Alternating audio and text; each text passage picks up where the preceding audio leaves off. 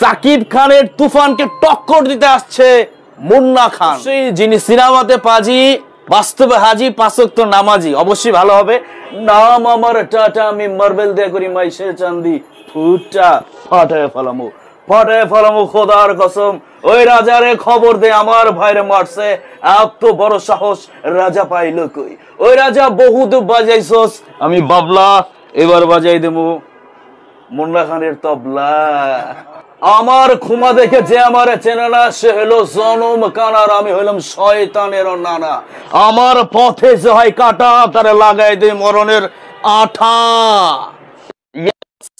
Yes, dark world এই সিনেমার ডায়লগটা কিন্তু এটা হচ্ছে ৮০-তে আমাদের মুন্না খান, মুন্না ভাইয়ের সুপার টুপার এই ঈদে আসতেছে ধামাকা নিয়ে।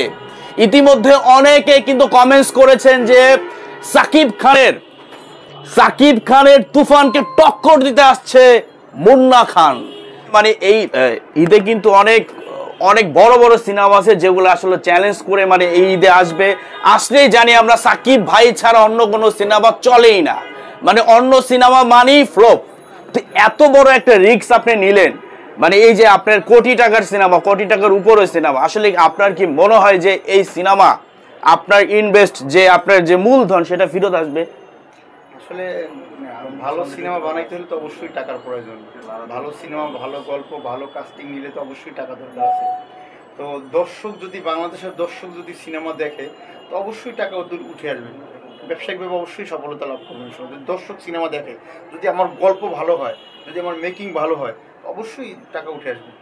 আচ্ছা, আরেকটা কথা বলি আপনাকে, সেটা হচ্ছে নেভার মাইন্ড, কারণ আপনার এই সিনেমায় বিগ আর্টিস্ট রয়েছে যারা বাংলাদেশের অনেক বড় বড় আর্টিস্ট। সেই আর্টিস্ট আমাদের রয়েছে যাকে দেখলেই লাগে ডর, তিনি হচ্ছেন মিশা সওদাগর।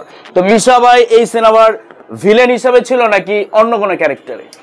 মিশা ভাই এই সিনেমায় একটা মানে অসাধারণ একটা রোল প্লে করছে, সেটা এখন আমি দর্শকদের মাঝে বলতে চাই না, নেগেটিভ না পজিটিভ, সেটা পজিটিভই করছে।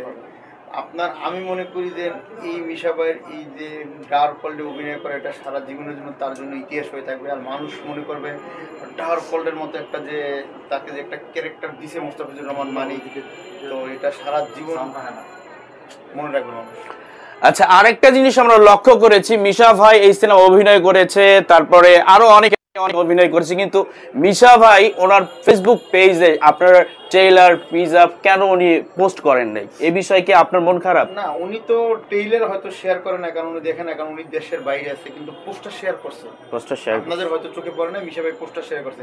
আর পার্সোনালি মিশা ভাই আমাকে একদম ছেলের মতো জানে, সে অনেক ভালো মনের মানুষ, আমি তাকে অনেক শ্রদ্ধা সম্মান করি, অনেক ভালো মানুষ। অবশ্যই যিনি সিনেমাতে পাজি বাস্তবে হাজি পাঁচ ওয়াক্ত নামাজি, অবশ্যই ভালো হবে। আচ্ছা, আপনি যে কনফারেন্স করতে যাচ্ছেন, এখানে কি আপনার কোন কোন আর্টিস্ট আসবে যখন আপনি কনফারেন্স করবেন? আমরা ট্রাই করছি, নায়িকা ইন্ডিয়া থেকে আসবে বলছে, তো আমরা কালকে কনফার্ম করব। 14 তারিখে আমাদের সন্ধ্যা 7টা, অবশ্যই আপনারা সবাই উপস্থিত থাকবেন ওয়াটারফলে।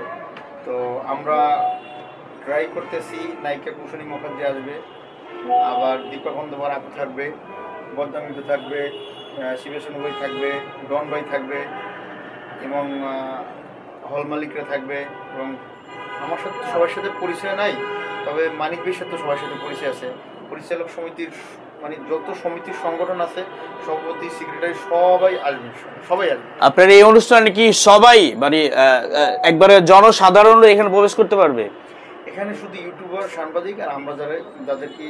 আচ্ছা, এটা যেহেতু প্রেস কনফারেন্স, হ্যাঁ, তো অবশ্যই আপনারা বন্ধুরা যারা এই ভিডিওটা দেখবেন, আসলে নতুন ভিতরে কিন্তু নতুন কিছু থাকে, কারণ আমরা কিন্তু যেই সিনেমাগুলো দেখে আসছি একই ক্যারেক্টার, একই সবকিছু প্লে করতেছে, কিন্তু আমরা যদি নতুনদের সুযোগ না দিই, যারা জনগণ রয়েছে, অবশ্যই আপনারা হলে গিয়ে সিনেমা দেখে একটা ভালো হোক খারাপ হোক আপনারা মন্তব্য করবেন। কারণ একসময় বাংলাদেশে যেমন নাইম, শাবনাম, সালমান শাহ, তারপর অনেকে কিন্তু নতুন থেকে কিন্তু আস্তে আস্তে শিখে, আমাদের সাকিব খানও কিন্তু নতুন ছিল, নতুন আস্তে আস্তে কিন্তু এখন তার 20-25 বছর হয়ে গেছে, তারপরে কিন্তু সে একটা জায়গায় এখন আছে।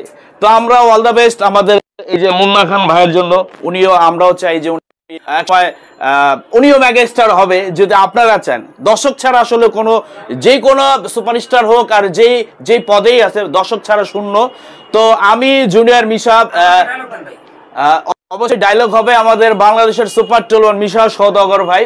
তো এখন ভাই আপনার সিনেমার মানে ভালোবেসে আপনার সাথে দেখা করতেছে, এখন কি মিশা ভাই ডায়লগ দিব? আপনার অনুমতি দিলে দিব। হ্যাঁ, মিশা ভাই যেহেতু এই সিনেমার রিডলোরে কাজ করছে তো অবশ্যই তাকে আপনি ডায়লগ দিতে পারেন, সমস্যা নেই।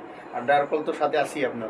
আচ্ছা আচ্ছা, অবশ্যই আমাদের বাংলাদেশের সুপার টুপার ভিলেন যার প্রথম হিট সিনেমা হচ্ছে পিয়া আমার পিয়া, সেই সিনেমা একটা ডায়লগ ছিল, ইয়ে হাবিলদারের বাচ্চা মুখে লাগাম দে, তুই কার সামনে দাঁড়িয়ে কথা বলছিস?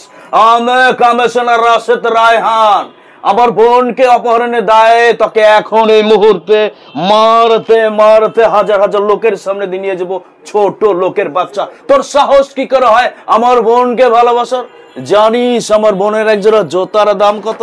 মনে চায় তোকে জোতা খুলে মোজা দিয়ে পিটাই। আরে বেটা কাজে আয় মালে বয়, বল কত টাকা হলে আমার বোনের জীবন থেকে এই শহর থেকে চিরদিনের মতো সরে যাবি?